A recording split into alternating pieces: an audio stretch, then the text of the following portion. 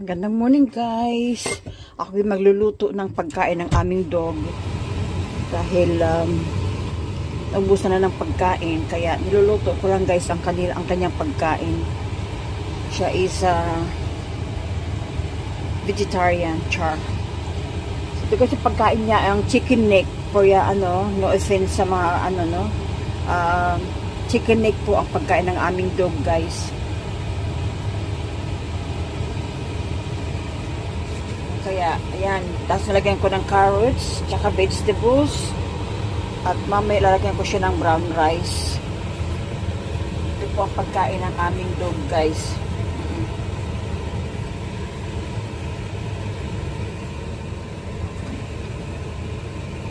Ayan. Ito ay ang chicken neck po at ano ko lang siya i-slice. Tapos vegetables, carrots, broccoli, cauliflower.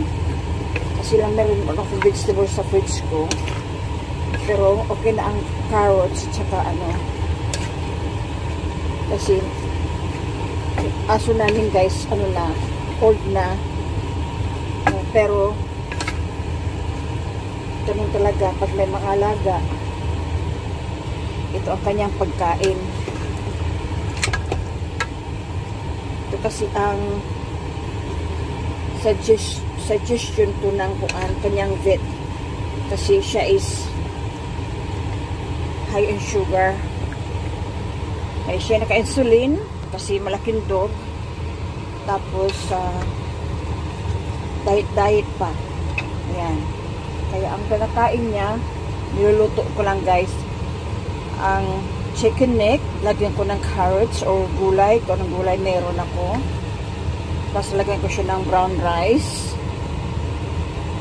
Boiled lang siya guys. Tapos yan lang ang inilagay ko sa pagkain ng na dog namin. Binuid lang siya with tubig. Yan isabaw lang tubig. Buboil lang siya.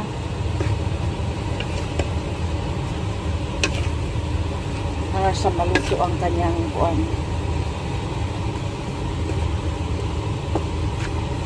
ang gulay.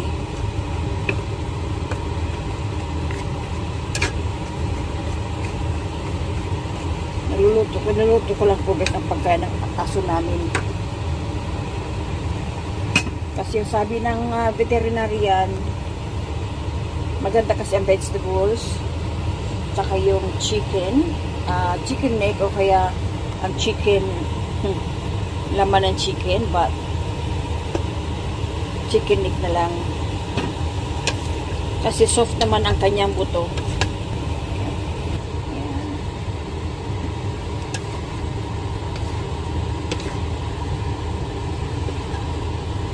Boil ko lang yan siya. Boil lang naman siya. Tapos, with vegetables, naluto na. Tapos, lagyan ko ito ng brown rice. Kasi yun ang sinabi ng vet. At saka, lang siya. Diet kasi ang aming dog, kasi malaki ang dog namin. At saka, siya, mataas ang sugar. Siya is naka-insulin everyday. Tapos ang pagkain niya, very konti lang. Kaya ayan, maluluto na ito guys, kasi paluto na yung carrots. Tapos mamaya, kasi may kanin din naman ako, magluluto ako ng kanin na with brown rice. Hindi masyadong brown, pero kasi hindi siya as white rice na katulad ng kinakain natin na bigas na maputi, diba? Dito hindi. Sa kanya hindi, medyo brown siya ng konti. Kasi ito yung advisable, kasi yun advice ng vet. Ito na guys, ang pagkain ng aming dog. Nilagyan ko siya ng kanin. Ngayon, nalagay ko na ito sa mga container para sa umaga. Every time na lang siya papakainin, ilagay lang ito sa frigidaire, tapos kukunin lang sa frigidaire guys. Isang ganito lang dati guys ang kanyang pagkain, dalawang ganito. Kasi malaking dog po ang aming aso. No? Ngayon, on diet siya kasi. Ayan.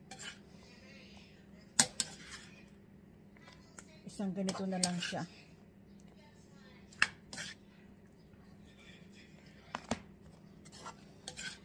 Kasi yan po ang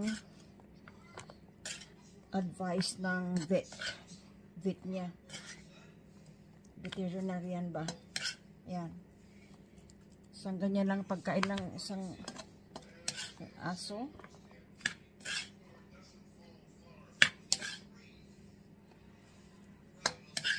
Para siyang kuan.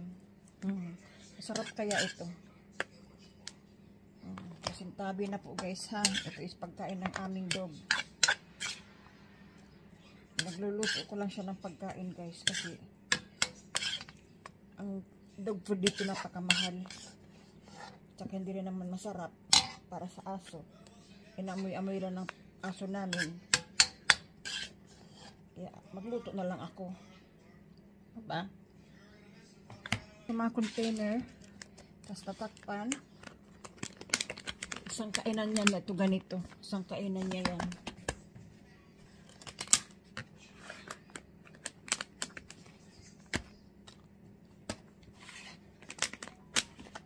Thank you guys for watching.